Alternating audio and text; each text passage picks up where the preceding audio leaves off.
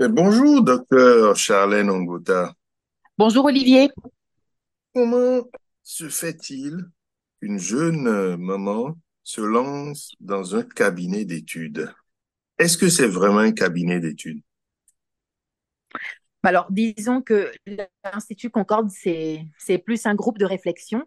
Mhm. On ne se présente pas forcément comme un cabinet d'études, même si c'est vrai qu'il pourrait y avoir des similitudes.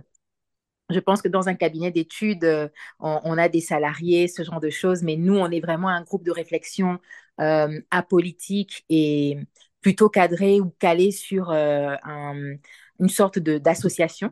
Donc, en fait, c'est pas vraiment un cabinet d'études. Ce sont des Gabonais qui se sont regroupés et qui ont décidé ensemble de vouloir intervenir, plutôt avoir un impact dans le pouvoir, enfin, dans l'espace public, on va dire ça comme ça, de manière à constituer une sorte de contrebalancement aux autorités ou au pouvoir public en place.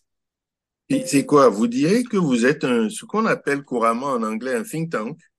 Oui, on est un think tank, c'est exactement le terme, c'est comme ça qu'on se défend, calé sur la loi 1901, donc en fait on est juridiquement une association, mais c'est vrai qu'un think tank c'est différent parce que nous on intervient vraiment sur le plan de la réflexion.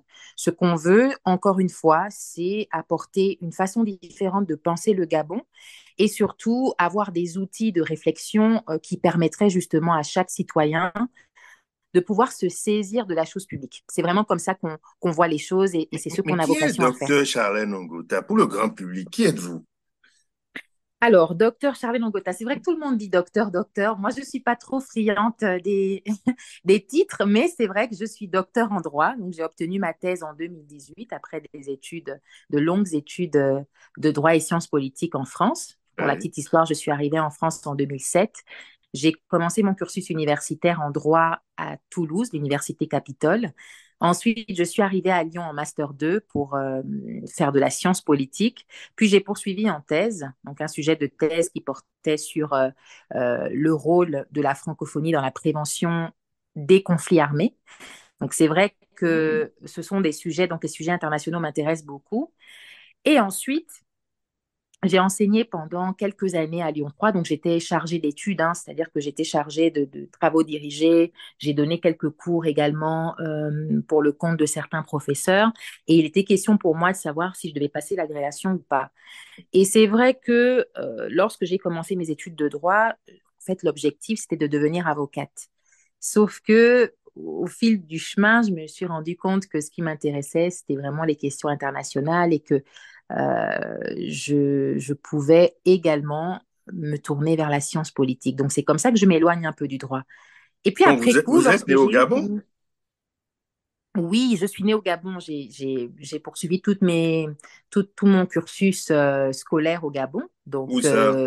on, on va dire Bah, j'ai été dans une école conventionnée. Donc, j'ai appris dans une école conventionnée. Donc, quand j'étais plus jeune, hein, bien évidemment, Mhm. j'étais au primaire à Port-Gentil, dans Mhm. une école conventionnée.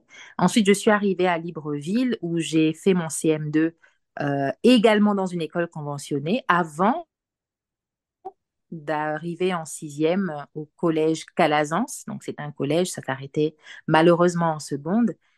Et à partir de la seconde, j'ai intégré Immaculée Conception pour la fin de mon cursus, en fait, D'accord. Donc, jusqu'en terminale. vous avez passé la majeure partie de votre enfance, de votre adolescence, au Gabon. Donc, c'est un pays que vous Oui, c'est connaissez ça, très bien. exactement. Oh oui, enfin, connaître très bien, peut-être pas. Et c'est justement pour ça aussi que, quelque part, l'idée de l'Institut m'a beaucoup séduite, parce que je me suis dit, ce sera l'occasion pour moi de me réconcilier avec mon pays, donc, me réconcilier dans le sens où, lorsque j'étais adolescente, je n'avais pas forcément cet intérêt que j'ai aujourd'hui pour le pays, que ce soit un intérêt sur le plan politique ou un intérêt sur le plan social ou même culturel, hein, tout simplement.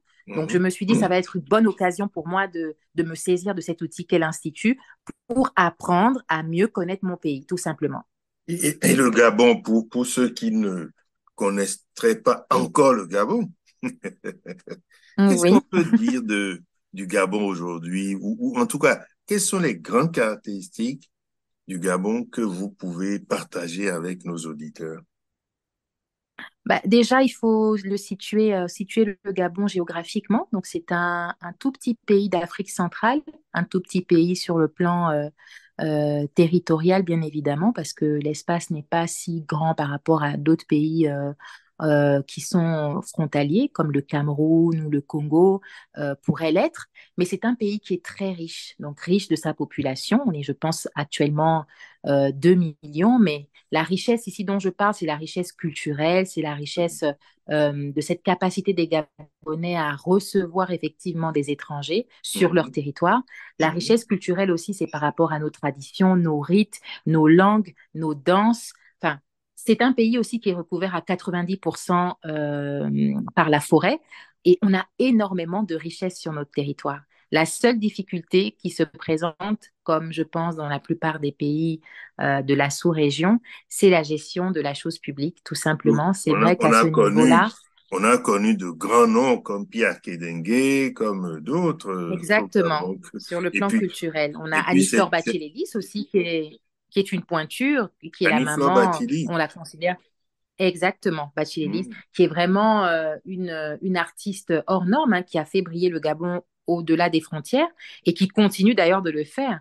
Donc, on a vraiment des noms comme ça qui reviennent. Et puis, comment dire, on a aussi sur le plan culturel ce qu'on appelle le Bwiti, qui est un rite et qui est un marqueur traditionnel très, très fort, qui a permis aussi de faire venir des étrangers pour pouvoir s'y intéresser, etc., etc. Donc, en fait, le Gabon, c'est un ensemble de choses, c'est un mélange d'aspects culturels, sociaux, très, très intéressant, qui fait en sorte qu'aujourd'hui, l'Institut a vraiment envie d'avoir un positionnement sur ce plan. Excellent.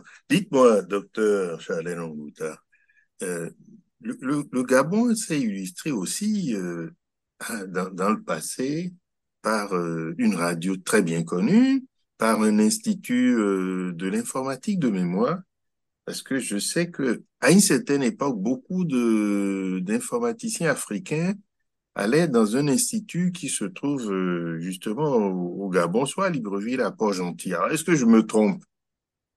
Alors, c'est vrai que ça, je n'ai pas eu vent, mais lorsque vous évoquiez la question d'une radio, je sais qu'il y avait Africa numéro un à l'époque, Qui qui était émettait une, depuis Moyabi. oui, exactement, une radio de renom. Et malheureusement, aujourd'hui, on voit aussi que ça a été une radio qui n'a pas su, comment dire, qui n'a pas su se maintenir dans le temps. Et c'est ça qui est dommage, c'est qu'on a comme ça des créations, on a comme ça des monuments, mais qui ne parviennent pas comment dire, à résister à l'usure du temps. Et ça, c'est dommage. Est-ce Africa que, numéro un, est-ce c'était que quand vous même un voulez marqueur. dire, est-ce que vous voulez dire que une des difficultés du Gabon, c'est d'avoir un énorme potentiel et en même temps d'avoir un peu de mal à les faire fructifier, à pérenniser dans le temps? Oui, c'est ça. On va dire on a l'inconvénient de notre avantage ou de nos avantages. On a plusieurs avantages, mais on ne parvient pas collectivement, j'entends, hein, collectivement, c'est vraiment ça la difficulté, c'est qu'il n'y a pas une émulation collective suffisamment forte pour faire tourner la machine. Voilà, c'est ça. Hmm. On a l'impression, et c'est vraiment l'impression que moi j'ai en observant maintenant, en étant un peu plus âgée, en ayant le parcours que j'ai, en observant un peu de loin également, on a vraiment l'impression qu'il manque une action collective. Hmm. C'est ça, c'est vraiment mon sentiment. Et c'est pour ça que, encore une fois, on a besoin, en tout cas ce pays a besoin, d'avoir une action collective, une action citoyenne suffisamment forte pour permettre justement de réguler un peu, de régler un peu tous ces dysfonctionnements qu'on peut observer. Et je suis en train là de vous faire, tout à l'heure, vous m'avez dit que vous connaissez peu le Gabon. En réalité, vous en Mm. savez beaucoup, même malgré ce que vous me dites, vous en savez suffisamment. Je suis en train de vous faire parler un peu de ce pays parce que ce pays a été très, très connu aussi pour son pétrole à un moment donné dans l'histoire. Oui, oui, oui. C'est vrai que c'était la première richesse du pays il y a quelques années. Aujourd'hui, on présente le pétrole comme étant relégué un peu au second plan parce que, soi-disant, il n'y aurait plus suffisamment de pétrole et puis surtout aussi pour des questions environnementales. Ça, c'est ce qu'on nous présente, bien évidemment. On se tournerait vers l'exploitation d'une autre richesse qu'on a sur le territoire, c'est-à-dire le bois. Parce que c'est vrai que, comme je vous disais tout à l'heure, on est recouvert à près de 90% par la forêt. Et donc, on a énormément de potentiel sur ce plan-là et il y a beaucoup d'exploitation aussi à ce niveau-là. Donc, oui, le Gabon aussi, c'est beaucoup, comment dire, c'est beaucoup distingué pour son pétrole. Et malheureusement, et c'est là aussi où ça pêche un peu, et même beaucoup, c'est qu'on se dit, avec autant de richesses, notamment le pétrole qui a coulé à flot pendant des années, qu'est-ce qu'on a fait? Qu'est-ce que nos autorités ont fait de ce pétrole? Qu'est-ce qu'on a fait? Comment est-ce que ça peut se traduire quand on regarde le Gabon aujourd'hui, si on constate qu'on n'a pas suffisamment d'infrastructures routières, notamment, si on Mhm. constate qu'on n'a pas suffisamment d'infrastructures hospitalières? Alors, beaucoup de gens vont dire oui, mais c'est toujours la même chanson. Tout le monde dit il n'y a pas de route, il n'y a pas d'infrastructure. Tout le monde, c'est toujours la même récitation. Mais c'est la vérité parce que quand on va sur place, on le voit, on voit qu'il y a un manque criant d'infrastructures. Et on est en droit, en tant que citoyen gabonais, de se poser la question de savoir, mais qu'est-ce qui est fait avec nos richesses? Qu'est-ce qu'on fait de ça, finalement? Mhm. Qu'est-ce que nos autorités, donc ceux qui sont au pouvoir, parce que c'est eux qui sont en responsabilité, Oui. qu'est-ce qu'ils font de ces richesses pour permettre aux populations gabonaises ben, d'avoir accès simplement à leurs droits primaires, se Mhm. loger, se nourrir, se soigner, etc., etc. D'accord. Et oui, effectivement, c'est des questions qu'on peut se poser parce que l'image qu'on me renvoie souvent sur la ville de Libreville, qui est quand même une ville phare, la ville de la capitale, c'est que c'est une ville extrêmement congestionnée, avec des difficultés de circulation et on a beaucoup de mal à circuler, notamment aux heures de pointe dans Libreville. Et pourtant, Libreville est une grande ville, mais ce n'est pas non plus une ville immense. Hmm. C'est vrai que là aussi, ce sont des questions auxquelles s'intéresse beaucoup l'Institut. Et Mm. moi, à titre personnel, puisque je ne l'ai peut-être pas dit, mais je suis avocate, donc j'exerce en tant qu'avocate libérale depuis maintenant près d'un an et demi. Et j'officie pour les questions d'urbanisme, donc droit de l'urbanisme, droit de Ah la oui, en construction. plus. Et c'est vrai que c'était pas forcément la matière à laquelle je me destinais, mais ça tombe bien parce que c'est vrai que quand j'observe aujourd'hui le Gabon, quand j'observe aujourd'hui ce qu'on appelle le Grand Libreville, Le Grand Libreville, oui. j'ai envie de dire non, c'est pas le Grand Libreville parce que on a l'impression, hein, vraiment, hein, quand on observe. Vous parliez tout à l'heure du fait qu'on a l'impression que la population est congestionnée, il y a une difficulté de circulation. Oui, parce que on se demande si on a vraiment des agents publics qui travaillent de concert pour pouvoir justement penser la ville gabonaise, penser les villes gabonaises. Alors, je ne vous parle même pas de l'intérieur du pays, parce que c'est vrai que en général, on met l'accent sur les grandes villes, c'est-à-dire Libreville, Port-Gentil. Pourtant, il y en a d'autres, hein. Il y a d'autres villes. Les autres grandes villes du Gabon, c'est quoi, par exemple? Eh Qu'est-ce bien, que... on a Lambaréné, on a Franceville, on a plein d'autres villes dont on parle très peu. Alors, ce qu'on appelle grande ville, bon, on parle de Libreville comme étant la grande ville parce que c'est la capitale. On La parle de capitale. Port-Gentil comme étant une grande ville parce que c'est la capitale économique où on a beaucoup plus de pétrole. Donc, c'est pour ça qu'on les présente comme des grandes villes. Hmm. Et c'est vrai qu'au niveau de l'Institut aussi, ce qu'on aimerait faire, c'est faire une étude un peu plus poussée sur les richesses de ces différentes villes pour savoir un peu quel est le potentiel qu'on a sur le territoire. Donc, vous voyez, il y a énormément de travail à faire. Ah oui. Énormément de travail à faire. Donc, pour revenir sur le Grand Libreville, lorsqu'on observe, on voit qu'en fait, il n'y a pas de prospective. En tout cas, c'est l'impression qu'on a. J'ai Les l'impression. autorités vont vous dire, mais on travaille, sauf que vous ne voyez pas. Mais en fait, on observe que le temps passe et il n'y a pas de régulation en fonction de la population gabonaise qui est en train de grossir, Et oui, comme partout en Afrique, d'ailleurs, comme partout en Afrique et même comme partout dans le monde dans le monde. entier. Il faut une prospective. Moi, je pense qu'il faut une prospective Oui, et oui. c'est justement le rôle d'instituts tels que l'Institut Concorde ou d'autres, parce qu'on a des associations, je pense à l'association des urbanistes gabonais, avec qui Oui. on travaille d'ailleurs, avec qui on, en tout cas on a vocation à travailler. Je pense également à Légi Gabon. les Gigabons, qui est une plateforme qui a été mise en place pour informer les Gabonais de leurs droits primaires, de leurs droits tout simplement, comment dire, du cadre juridique qui existe au Gabon et des leviers dont ils disposent pour pouvoir justement se retourner contre l'administration ou simplement faire valoir leurs droits. Donc, ce sont des outils comme ça qui sont intéressants et qui permettent simplement, comment dire, de constituer un acteur du débat public gabonais pour pouvoir faire remonter des doléances auprès des autorités publiques pour qu'elles les prennent en compte dans le cadre législatif qu'elles mettent en place ou simplement les politiques publiques qui sont créées. Docteur Charlène Ongota, dites-moi, euh, on a cité beaucoup les villes, mais quel est l'état juridique, institutionnel de la décentralisation au Gabon? Ça, c'est une question qui me tient également à cœur, comme la question de l'urbanisme et de l'application des règles d'urbanisme et des règles de Les deux vont de construction. pair d'ailleurs, sauf Exactement. si elles n'ont pas été décentralisées et transmises dans les compétences des communes.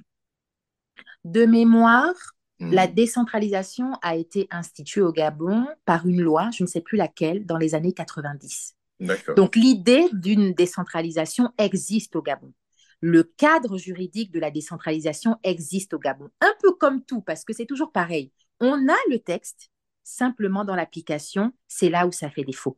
Donc, cette idée de décentralisation existe. On a effectivement des communes comment dire, à qui on a remis un certain nombre de De pouvoirs, compétences, de de pouvoir. compétences, Mhm. sauf que malheureusement, dans les faits, on n'a rien. Comment sont élus les maires? Parce que toute la question est de savoir si un maire, euh, le maire, son équipe municipale sont Mhm. nommés, sont élus, et s'ils sont élus, c'est sur la base de quel projet? Oui, ça c'est une bonne question à laquelle je ne peux pas forcément répondre, D'accord, malheureusement. Donc je d'accord. ne sais pas, est-ce qu'ils sont élus, est-ce qu'ils sont nommés. Ça peut D'ailleurs, être j'avais un demandé à sujet, mon équipe, ça oui, peut au être un sein de sujet de l'Institut, l'Institut Concorde.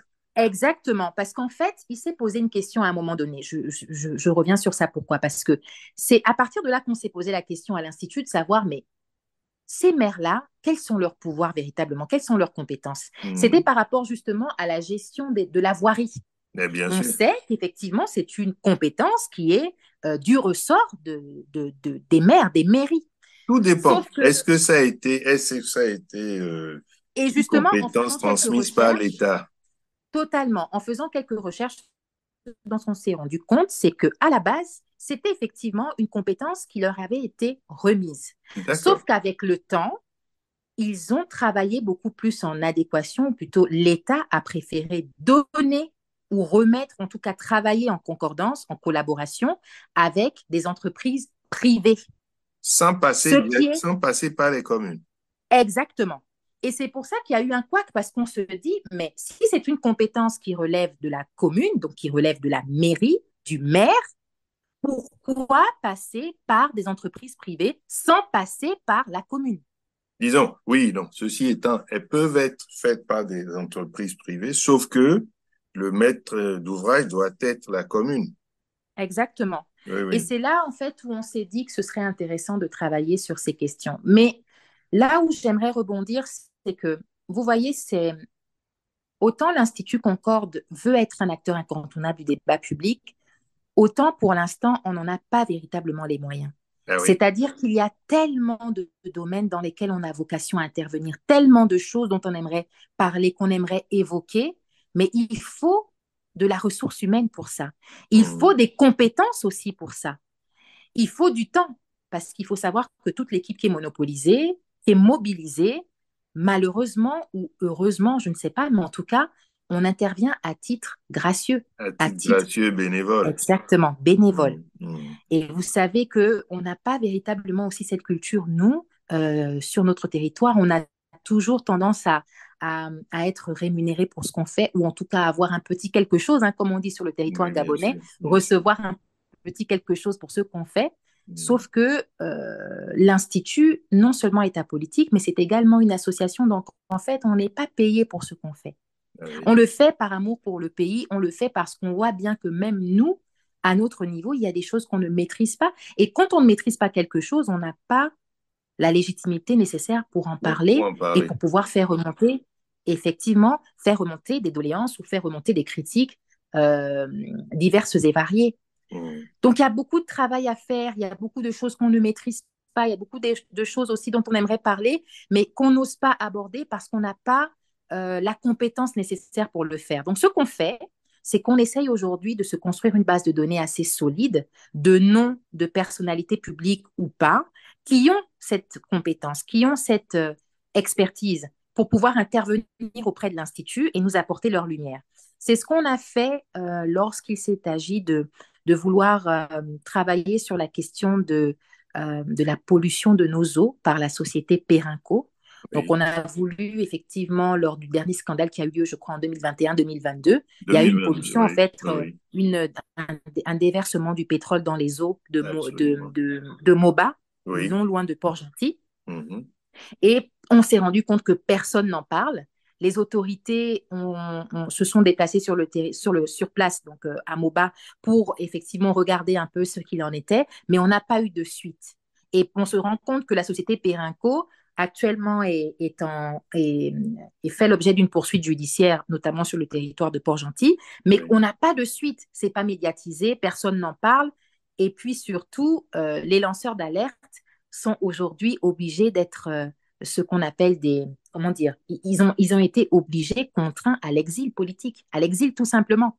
Ah Parce oui? que sur leur territoire, sur le territoire, malheureusement, leur vie était en danger. Donc là, Mhm. je pense à Monsieur Christian Recula, qui est justement ce lanceur d'alerte euh, qui a fait tout un travail exceptionnel sur cette question-là, mais qui, pour les raisons que j'ai citées précédemment, a dû quitter le territoire parce que il n'était plus en sécurité C'est plus en sécurité. Oui. dans son pays d'origine. Voilà, Et- c'est simplement pour dire que sur ces questions-là, on a travaillé avec des experts.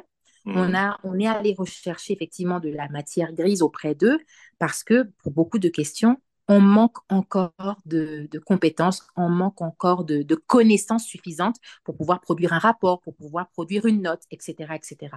Est-ce que vous voulez dire que l'accès à l'information, parce que, en fait, pour un institut qui veut réfléchir sur les affaires publiques, l'accès à l'information est capital. Et est-ce que ça voudrait dire qu'aujourd'hui, l'Institut Concorde a du mal, euh, pas par paresse, hein, mais a du mal à avoir accès à des informations publiques, peut-être parce qu'elles n'existent pas du tout, parce que Mhm. personne n'a envie de les mettre à disposition. C'est ça. Mais je pense que vous touchez là un très, très gros point et c'était aussi l'une des raisons pour lesquelles on a mis en place, donc ce collectif gabonais a mis en place l'Institut Concorde, parce qu'on voulait aussi faire office justement de base de données publiques qu'on ne retrouve pas dans les administrations comme ça devrait l'être.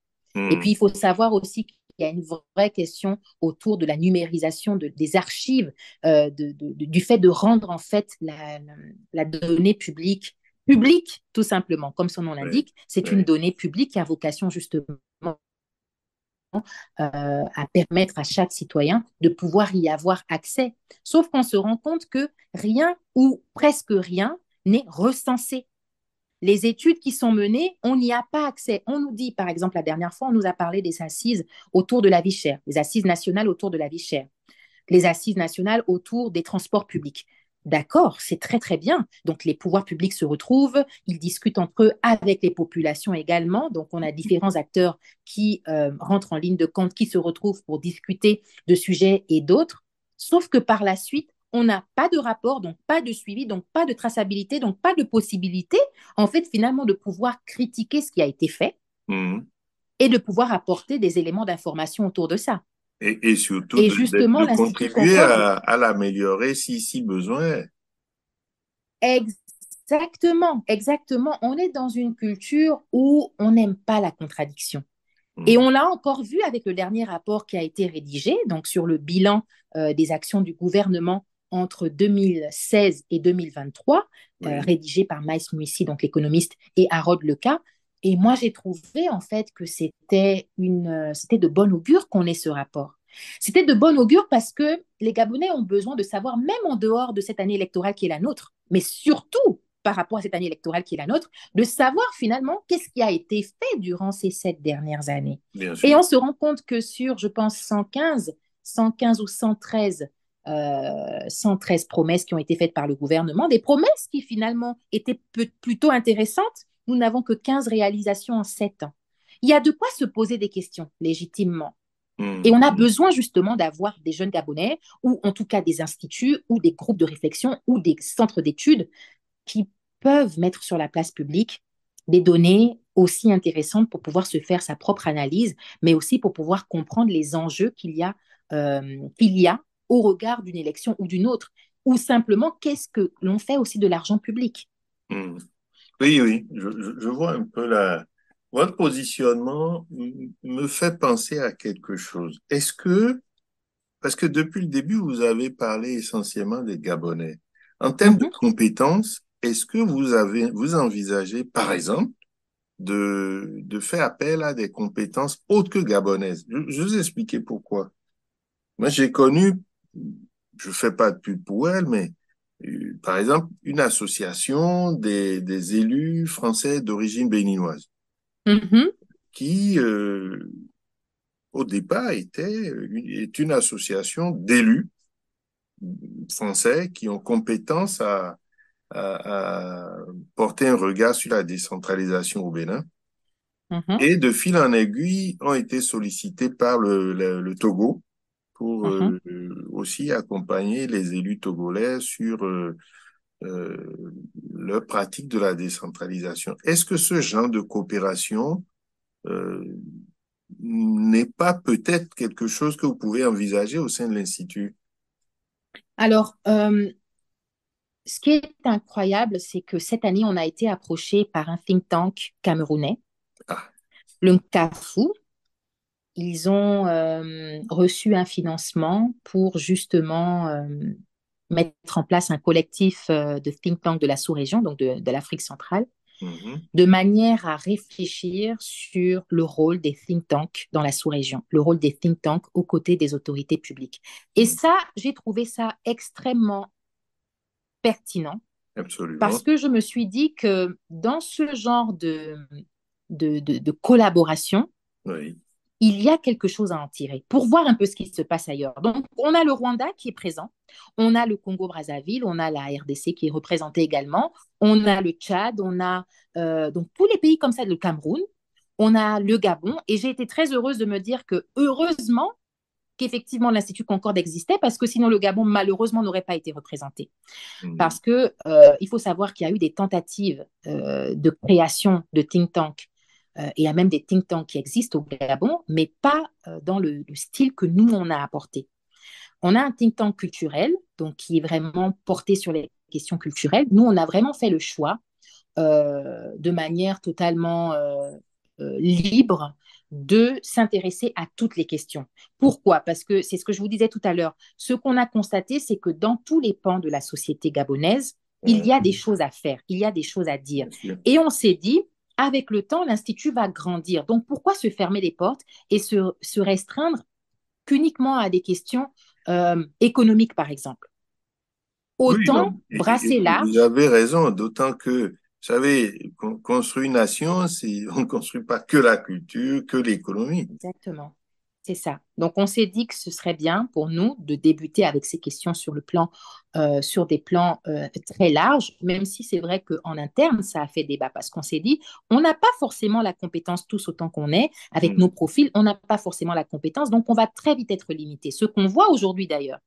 Mais je pense qu'il faut voir un peu plus loin. Oui, je L'Institut pense, a vocation à s'agrandir. Exactement.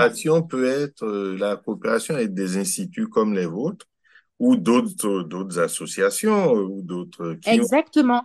Et c'est peuvent pour ça vous qu'on s'est dit, apporter on va des, travailler avec des acteurs, on va travailler avec des voilà. acteurs de terrain, donc l'Association des urbanistes gabonais, les Mhm. Gigabon, ce genre de structures-là qui font déjà le travail depuis déjà un certain nombre d'années, avec qui on va s'associer pour pouvoir justement créer quelque chose. Maintenant, pour revenir sur le CAFU qui s'est approché de nous, Oui, c'est vrai que j'ai trouvé ça pertinent parce que je me suis dit, que ce sera l'occasion de sortir un peu de notre lornière et d'aller voir un peu ce qui se passe ailleurs. absolument. Et donc, pour répondre à la question, oui, bien évidemment, c'est vrai qu'on pense un peu stato-centré parce Mhm. qu'on aimerait donner la possibilité aux Gabonais, et il y en a, Dieu seul sait qu'il y en a, qui ont des compétences à faire valoir. On s'est bien dit, sûr. déjà en tant que citoyen gabonais, on aimerait s'approprier la chose publique chez nous, on aimerait effectivement pouvoir être en capacité de discuter et ensuite aller voir ce qui se passe ailleurs. Donc c'est par étapes, mais on n'exclut pas la possibilité de collaborer avec d'autres pays de la sous-région notamment, parce que l'Afrique centrale, je ne vous apprends rien, est souvent présentée comme on va dire, le mauvais élève, entre guillemets, par rapport à l'Afrique de l'Ouest, qui est plutôt en avance sur certaines questions. Donc Oui, oui, les on questions pense à collaborer. oui, les questions de gouvernance notamment. Exactement. Et d'ailleurs, on va travailler sur la gouvernance. Bien Donc, sûr. le sujet qu'on a choisi, parce qu'en fait, il y avait des sujets qui étaient présentés Mhm. sur la table, et nous, on a pris la gouvernance intégrée et la responsabilité publique. Ben, Donc, voilà. l'idée, ça va être que l'Institut travaille sur cette thématique, et ça tombe Mhm. très bien parce que lorsqu'on parle de gouvernance intégrée, on fait référence justement à un conglomérat d'acteurs qui travaillent de concert pour Absolument. créer ou mettre en place ou améliorer la politique publique. Exactement. Et c'est ça l'objectif, en fait, qu'on poursuit, c'est de montrer si, à l'heure actuelle, au Gabon, on est vraiment dans une dynamique de gouvernance intégrée qui fonctionne, qui est effective ou non. Je vous posais une question qui me vient comme ça en vous écoutant. Est-ce que vous avez des relations établies avec des partis, des hommes politiques, avec des institutions politiques ou administratives gabonaises? Et ma question, elle est importante. Pourquoi? Parce que ce qu'on constate souvent lorsque on veut mener une réflexion de ce type, il y a deux écueils. Le premier, c'est de se dire, ils ne font rien, donc on va aller chercher à Mm. comprendre tout ce qu'ils font Mhm. et être force de proposition. Et ou alors l'autre écueil, c'est de se dire, comme ils font tout bien, on va être comment, un peu le porte-voix de ce qu'ils font de bien. Et moi, je voudrais savoir comment vous vous positionnez entre ces deux éléments, d'autant que des acteurs locaux aussi agissent. Mhm. Alors, le positionnement est le suivant. Euh, dans nos pays, bon, je vais parler Du que pour le Gabon. Gabon, mais Mhm. malheureusement, tout est politisé. C'est-à-dire que D'accord. tous les secteurs de la société sont politisés. Oui. Ce qui fait que on s'est très vite demandé, on s'est très vite posé cette question de savoir est-ce qu'on aurait tout intérêt à se rapprocher justement euh, des acteurs politiques qui sont sur le terrain et travailler de concert avec eux. Moi, mon sentiment, et je pense qu'il est partagé par l'Institut, c'est que on veut à tout prix protéger notre caractère, notre caractéristique apolitique. D'accord. C'est-à-dire qu'on n'a pas envie qu'il y ait d'amalgame sur le fait de savoir si l'Institut travaille pour le gouvernement ou pas. D'ailleurs, on a déjà eu cette réflexion. Oui, mais vous êtes affilié au gouvernement. Oui, mais oui. Donc ça, c'est vrai que c'est une réflexion, c'est une donnée qu'il faut avoir à l'esprit pour Mhm. comprendre en fait les éléments de réponse que je vais vous apporter. Bien sûr. Ensuite, on s'est dit, on ne peut pas faire sans l'État. C'est-à-dire qu'on ne peut pas faire sans ceux qui sont aux commandes. Parce que c'est eux qui dirigent. C'est Bien eux sûr. qui ont vocation justement à légiférer sur le cadre juridique et c'est eux qui ont vocation à construire la politique publique. Oui. Donc, on a tout intérêt, quand même, à minima, à savoir comment ils fonctionnent, en tout cas dans l'exercice du pouvoir, et nous rapprocher d'eux, effectivement, pour pouvoir être force de proposition. Donc, qu'est-ce qu'on s'est dit? On s'est dit, ben, ça tombe bien, ce qu'on va faire, c'est qu'on va se rapprocher notamment des députés. C'est ce qu'on a Bien sûr. fait pour Mhm. un projet qu'on avait mis en place. Donc, c'était les samedis de la Concorde. Dans les samedis de la Concorde, c'était un concept d'émission porté par l'Institut Concorde, le cabinet NEC à l'époque et Gabon Télévision. Et l'idée, c'était de choisir une thématique, d'inviter donc trois personnalités. Une Mhm. personnalité sur le plan social, donc un représentant associatif ou un représentant syndical, Mhm. d'inviter un représentant du gouvernement et une autre personnalité qu'on aurait choisie, que ce soit un entrepreneur ou une personnalité publique. Et on s'est rendu compte que ça fonctionnait très bien parce que les sons de cloche sont différents. Bien Et sûr. c'est important d'avoir les différents sons de cloche, de ne pas Oui. se Oui. cloisonner sur quelque chose qui est anti, anti, anti. Non, ce qu'on veut, c'est comprendre comment fonctionne la machine, Absolument. extraire de ça effectivement les informations qui sont données par tous les participants et ensuite nous faire notre propre idée par rapport à ce qui est donné. Donc, oui, on a vocation à travailler avec ceux qui sont aux commandes, mais travailler avec ceux qui sont aux commandes, qu'est-ce que ça implique? Ça implique simplement d'aller rechercher l'information auprès des différents ministères, lorsque Oui, on peut effectivement avoir accès à ces informations. Ensuite, aller rechercher l'information auprès des citoyens, donc c'est-à-dire les représentants syndicaux ou autres, pour voir bien un peu sûr. quel est, eux, leur sentiment par rapport au cadre juridique qui est présenté, ou en tout cas par rapport à la politique publique sur laquelle on débat. Et après, l'Institut Concorde récupère toutes ces informations et en fait son affaire, c'est-à-dire essaie d'expliquer ce qu'elle comprend au regard des enjeux et ensuite être force de proposition. C'est comme ça qu'on fonctionne parce que, comme je dis, un État n'est rien sans sa population. Absolument. C'est-à-dire qu'on ne peut pas avoir d'exercice du pouvoir. Ce n'est pas l'État qui fait le pouvoir. Ce sont les hommes qui dirigent l'État qui font le pouvoir. Et Oui. donc, à partir de là, on ne peut pas se dire on va travailler simplement avec une partie de la population et on exclut l'autre. Cette question aussi s'est posée concernant, par exemple, la diaspora gabonaise et ceux qui sont et les citoyens qui vivent sur le territoire. Parce que là aussi, c'est un autre débat. Il y a un fossé. Vous m'avez tendu la transition que je C'est voulais ça. vraiment aborder avec vous. Est-ce que aujourd'hui, d'après ce que je comprends, beaucoup de membres de l'Institut Concorde seraient de la Mhm. diaspora, si je C'est ça. comprends bien.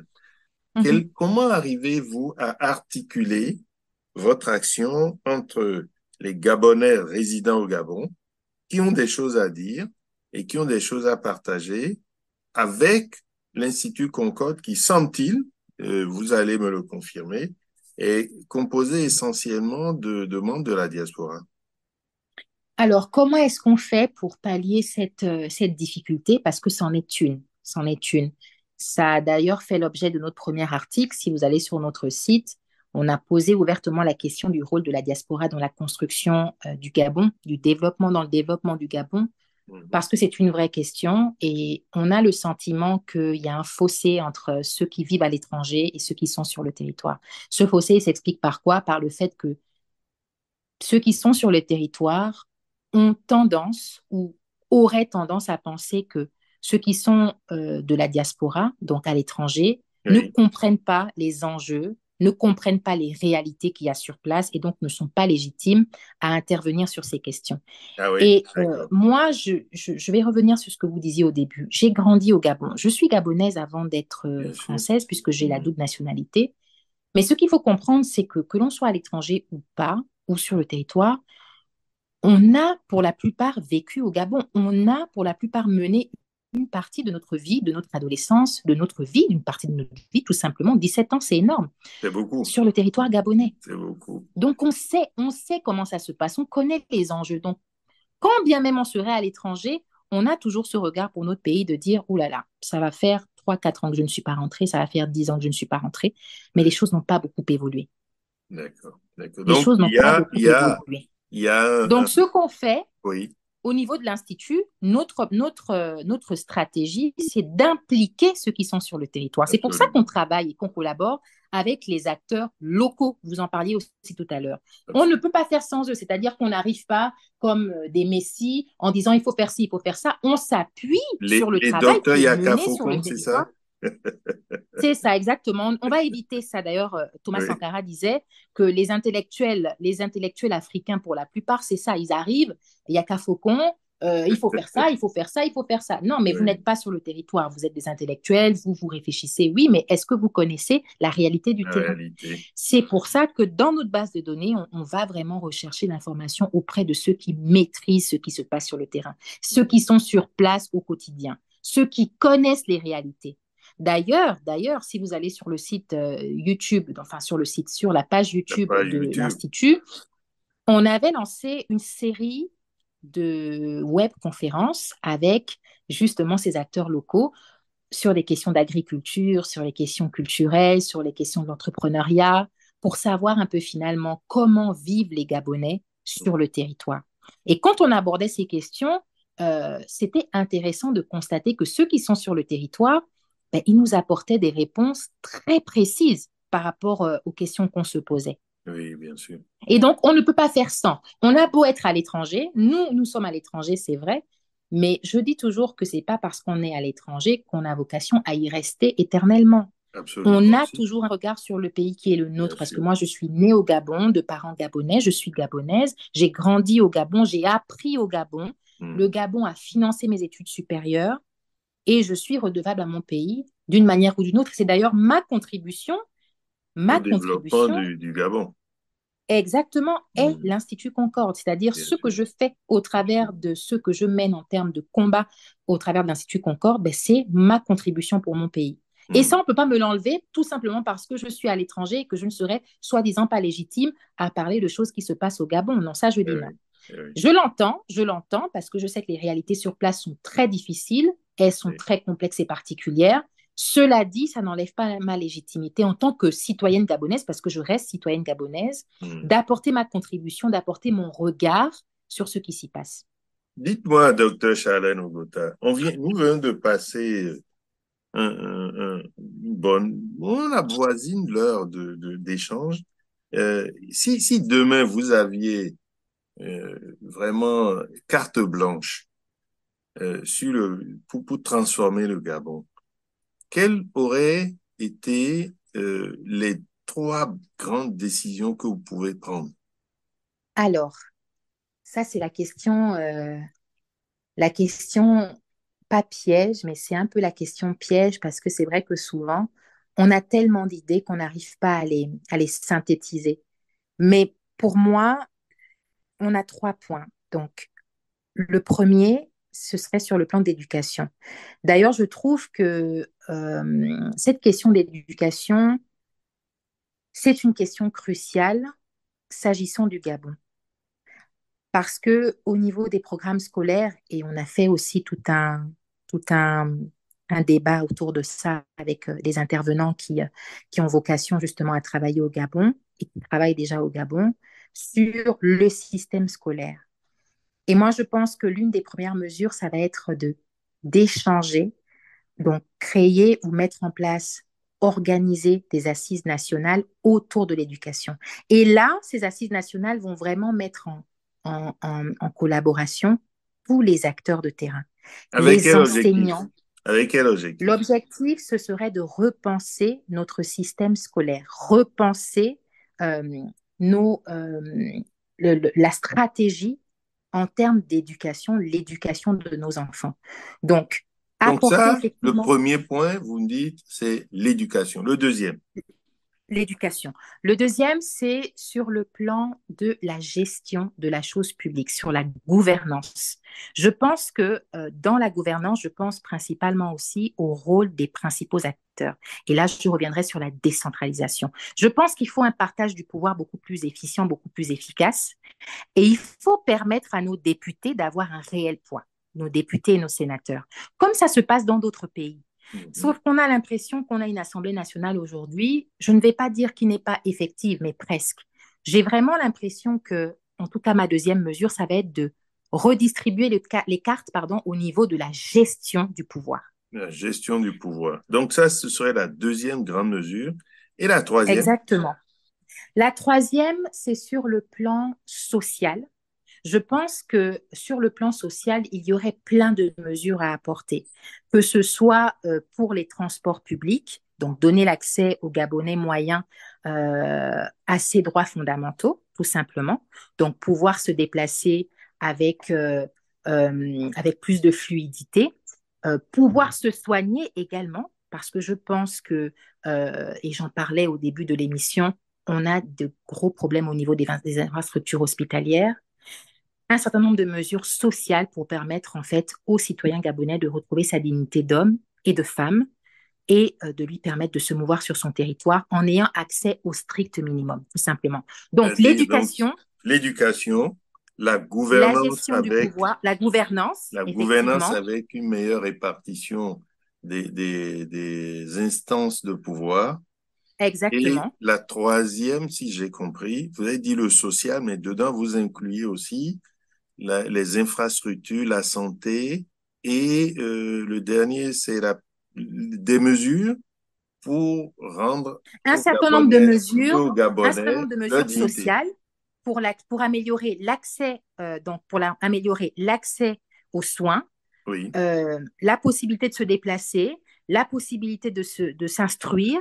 Et là, ça fait aussi référence, par exemple, à la construction d'infrastructures telles que les bibliothèques, donner l'accès à nos populations, en fait, à leurs droits primaires, se soigner, se nourrir, se loger, etc., etc. C'est ça, en fait, ce à quoi je pense. Résumé en trois, c'est vrai que c'est pas évident, mais c'est C'est, ça. c'est un exercice compliqué hein, que je livre, auquel je soumets souvent mes invités. C'est Et trois vous idées faites bien, fortes. et vous faites bien parce que c'est vrai qu'il ne faut pas simplement critiquer. Il faut être aussi en mesure Mhm. de défendre les idées qui sont les nôtres, mais avec effectivement suffisamment comment dire, suffisamment d'intelligence, suffisamment aussi de précision pour que ça ne paraisse pas superflu. Donc oui, moi, vraiment, j'aimerais mettre l'accent sur ces trois points. Alors, je finirai par vous poser une question quand même qui me travaille. Euh, Aujourd'hui, on a des élections qui vont arriver au mois d'août au Gabon, C'est des ça, le élections 26. présidentielles. Mhm, Et souvent, c'est des élections clés parce qu'elles déterminent, après la répartition des sièges au niveau de l'Assemblée nationale, mhm, et elles impliquent aussi comment est-ce que la décentralisation va être gouvernée et par qui. mhm. Est-ce que vous avez déjà, au niveau de l'Institut, reçu ou vous avez reçu les programmes de tous les candidats qui se présentent à ces élections-là, à cette élection? Non, malheureusement, on n'a pas reçu les programmes. Et d'ailleurs, c'était une question aussi qui était posée par les membres de l'Institut. Est-ce que, en tant qu'institut, on a vocation justement à s'intéresser à ces questions-là, c'est-à-dire au programme des différents candidats? Mhm. Et ça fait quand même un grand débat, et c'est pour aussi illustrer le fait que tout est politisé chez nous. Mhm. Donc, c'est dommage parce que moi, j'estime, et c'est vrai que sur cette question de programme politique, que le programme politique est important.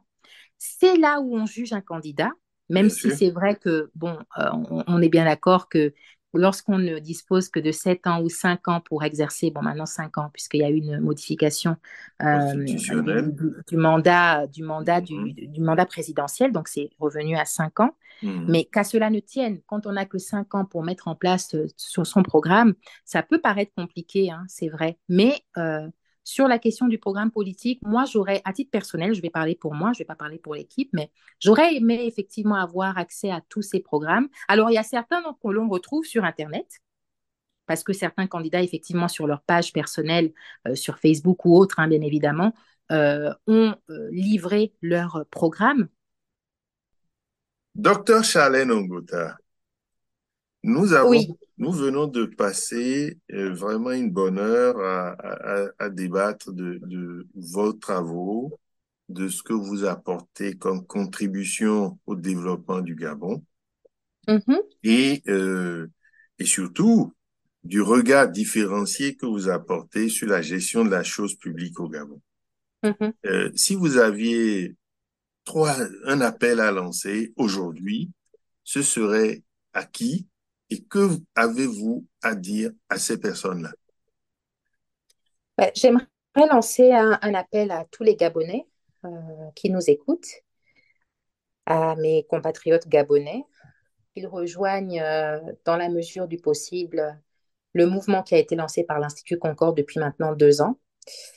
Je pense que nous avons vraiment besoin de main-d'œuvre, nous avons vraiment besoin de profils encore plus diversifiés pour pouvoir atteindre cet objectif qu'est le fait d'intervenir et d'être un acteur du débat public.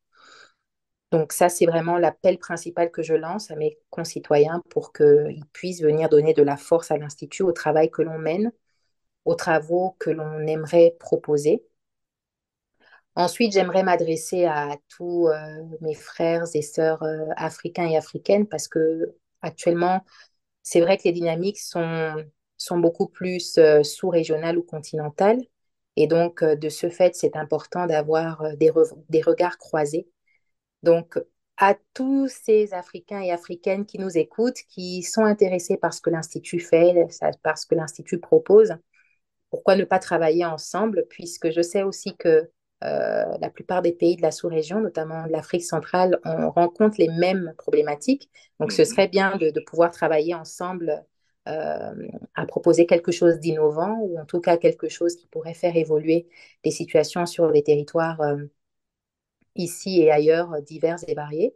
Et enfin, bien évidemment, j'appelle aussi à la responsabilité de nos gouvernants, puisque, à mon sens, la contradiction est de mise lorsqu'on est aux commandes. C'est plutôt bienvenu et je pense que lorsqu'on a l'amour de son pays et lorsque on veut que les choses s'améliorent d'année en année pour les citoyens du territoire que l'on dirige, il faut être à même d'écouter des avis contraires, il faut être à même d'avoir différents sons de cloche et donc accepter aussi que des organismes comme le nôtre puissent apporter un regard différent, une contribution différente. Donc l'appel qui est lancé pour les gouvernants, le gouvernement, c'est vraiment d'être ouvert à la critique. Merci, merci. Je vous souhaite vraiment beaucoup de succès et je suivrai de très près vos travaux pour m'en faire l'écho aussi régulièrement que possible. Merci. Merci beaucoup. Allez, au revoir. Au revoir. Hmm.